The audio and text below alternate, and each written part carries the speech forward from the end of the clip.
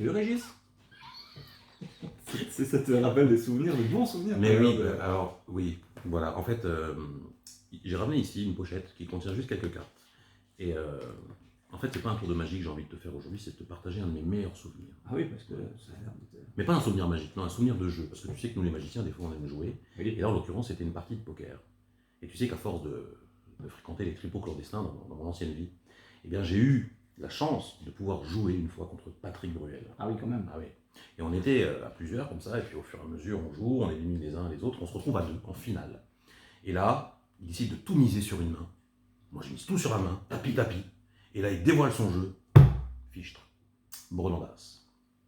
Je me retrouve un petit peu dans la panade, et c'est là que j'ai décidé de lui montrer ce que j'avais, et que je vais te montrer maintenant. Ah. Donc, Parce que tu as gardé les cartes. Ah, j'ai gardé les cartes, C'est qui m'ont les permis de cartes. gagner le jour-là. Les cartes de ce jour-là. Ah oui, oui, bien sûr.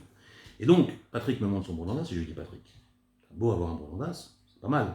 Mais moi ici j'ai quelque chose de mieux parce que comme tu peux le voir j'ai un 7 de cœur. Ce à quoi il me répond, C'est pas forcément mieux. c'est pas forcément mieux. Mais je lui dis mais Patrick, sois pas pressé parce que en plus du 7 de cœur ici j'ai aussi le 7 de pique.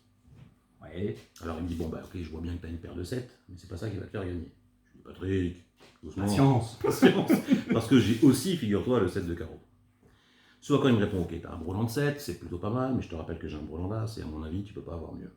Je dis mais Patrick, regarde bien. J'ai également le dernier 7, ce qui fait que finalement j'ai le carré de 7, et donc j'ai gagné. Il me dit attends, avant de récupérer le butin, il y a quand même un truc bizarre, c'est que tu montes les cartes une à une, j'ai l'impression que tu triches un peu, j'aimerais qu'on change les cartes.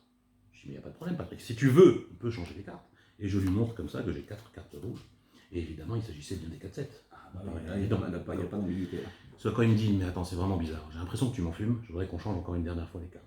Alors je lui dis si tu veux, vraiment il n'y a pas de souci. Et c'est comme ça que j'ai montré que j'avais 4 cartes vertes. Évidemment, il s'agissait des 4-7 et il pouvait, bien sûr, tout examiner. Voilà, c'était mon histoire avec Patrick Bruel. Tu l'as jamais revu, tu fais ça? Non, mais j'avoue qu'on n'est plus tellement en très bon terme. Ah bon? Bon, ok. Malheureusement. Mais t'as pris le butin. Mais j'ai pris le butin, voilà. Bon, bah écoute, à la semaine prochaine. À la semaine prochaine, j'espère que ça vous a plu. C'est moi qui ferai le tour la semaine prochaine. Je vous raconterai peut-être aussi une histoire de ma vie. Espérons. On verra.